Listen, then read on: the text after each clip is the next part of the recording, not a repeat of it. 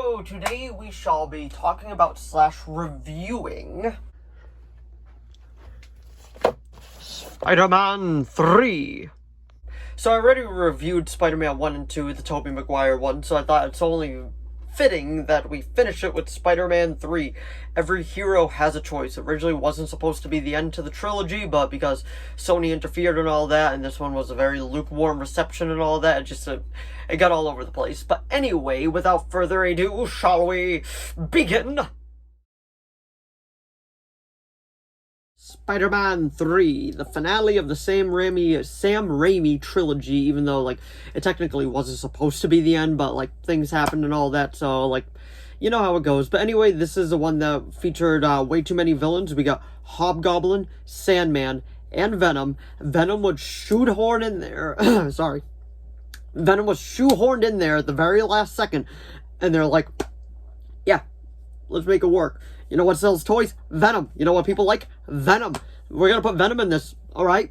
And that's pretty much what happened. They ended up putting Venom in it, and, you could tell it's shoehorned in. Nothing against the actor, but he does not play Eddie Brock well. There's so much wrong with this movie, but, that's some of the, the bright side to it. There's a couple scenes I do really like, but there's also a couple scenes which I just think is horrible. Just horrible. But anyway, the movie actually opens up, well, not quite opens up, but, okay, let's start at the beginning. I'm losing track.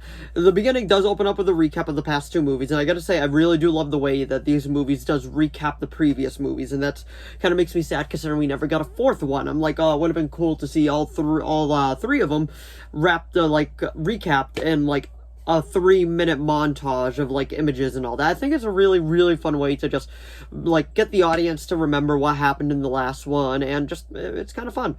But anyway, artistic too, I really like that. But anyway, like I was saying, it opens up with, Peter deciding to tell Aunt May that she's gonna ask Mary Jane to marry him, and then Aunt May just breaks off in this whole speech about, oh, you know, when I blah blah blah blah blah blah blah. It's just really?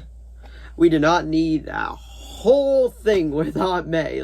I'm sorry, Aunt May is a great character. First one friggin' praying, and then finish it! And then the other one fighting the villain, and she's like, shame on you. And then just hits Doc Ock with her umbrella.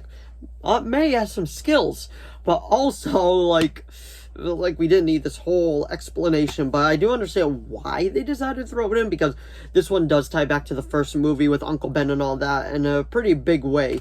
But anyway, like I was saying, Harry, in the new Goblin form, decides to attack Peter, and then they have this whole fight. The fight's not bad. There's a couple scenes where you're but, it looks pretty well done, and it's pretty fun. But you could tell that scene where, Harry's, in the alleyway, and he's going up and down. He was just on a green screen going. You could tell that. But anyway, Peter puts the thing over, his web, and then Harry bangs into it, then he bangs his head probably a good 20 times. And then he, his memories wiped away, and then they decide to play it you know what? You guys are going to be best buds again, because there's absolutely no way that the memory's going to come back to him somehow. Oh, and the Butler's cool with it. Butler ain't going to say shit about it until the end. But anyway, that's just a couple flaws in this movie that I can tell out. But, let's, God, Kurt Connors is in this, and he was originally supposed to be the Lizard. I feel like they were kind of setting that up for a later movie, but, we all know what happened. But anyway, we ended up getting him in The Amazing Spider-Man, which those reviews are going to be coming soon as well, but this is mainly just a review for Spider-Man 3. So, pretty much, Eddie Brock is there and all that. We know about Eddie Brock. He's kind of just the douchebag of, of the place, of the Daily Bugle, couldn't think of the name. J.K. Simmons is back again as J. Jonah Jameson. I gotta say, it is great seeing him back again. He's one of the best parts of this movie. And the ending, too, where, he's trying to take pictures of everything going on, and he's like, little thief, here. And then she's like, film cost extra, and he's like, But anyway, a couple of things I gotta say actually do work very, very well with this movie. I gotta say, some of the fight scenes are awesome. Most of them. I wasn't really a big fan of the way that they decided to kill Venom in this, but then again, Venom was just shoehorned in, and they're like, we gotta put this in. So anyway, And he like, well, let's talk about how it actually first attacked Peter. And then Peter got infected by the symbiote and all that. And then pretty much he becomes emo Peter Parker. He does not become like full-on black suit Spider-Man like we know from previous movies. He just becomes emo Spider-Man, which is a lot to take in as is. Like an emo version of Peter Parker walking out like going, and then like, what? And then he's like dancing at Mary Jane's bar and he's like, on this. It's just like, what are you doing? Like, what is this? This is not how you would react to it. Like, the movie makes you laugh at times. I don't think it was intentional, but it does legit make you laugh at times.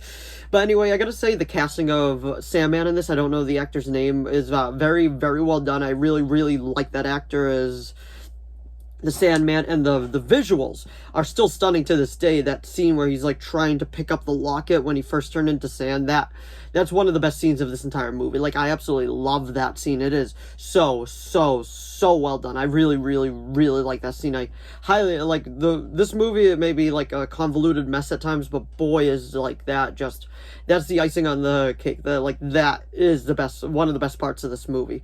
But anyway, like, he decides to shed the symbiote by bringing it against a bell and things like, and then Eddie Brock decides to go to church, and he's like, Peter Parker, you humiliated me. I'm only asking this one thing of you, God. Kill Peter Parker. Now, I don't want to get into religious stuff and all that, but I do feel like if you're going to church asking to kill somebody, that's not really the best thing. I don't know how, like, I don't think that's the best thing. That's not the best look, no. But anyway, like, it ends up going on to Eddie Brock, and he becomes Venom, and then he's like, how about me and you team up, huh? Me and you. And then all the memory comes back to Harry, and he, like, almost kills Peter, and then he's like, just to leave because they have the whole fight. Oh yeah, no, I'm sorry, I'm getting that confused with the second one. They have the whole fight, and he's like, oh, look at little Goblin Jr., gonna cry. And then he like shoves a pumpkin bomb into Harry's face, and then Harry becomes Pizza Face. But anyway, that part happens, and then we move on to the big final battle, because that was when he was still infected by the symbiote, so he was being all like emo and all of that. Anyway, like, the big fight scene at the end, I gotta say, is pretty well done. I really actually do, like, I'm impressed by the fight scene. I think it's actually pretty well done. And then, like, a couple other, like, scenes happen. Harry, like, the butler comes back, and he's like, his wounds came from his glider. He was the product of his own demise that night. It's time you go help your friends. So he decides to go help him again. Mary Jane is captured again. What a surprise. She has to be saved, and then they end up teaming up. They defeat Venom, which was just, I'm not a fan of how they defeat him.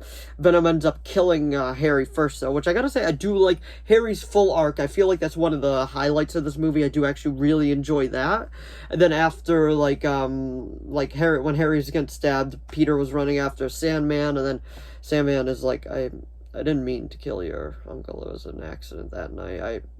My daughter was sick. I wasn't know what I was doing, and I had the gun, and it was just, he was trying to be nice. He was trying to tell me he don't want to do this. He was a good person, and it's just like when my partner came, shoved me, my finger twitched, and I pulled the trigger.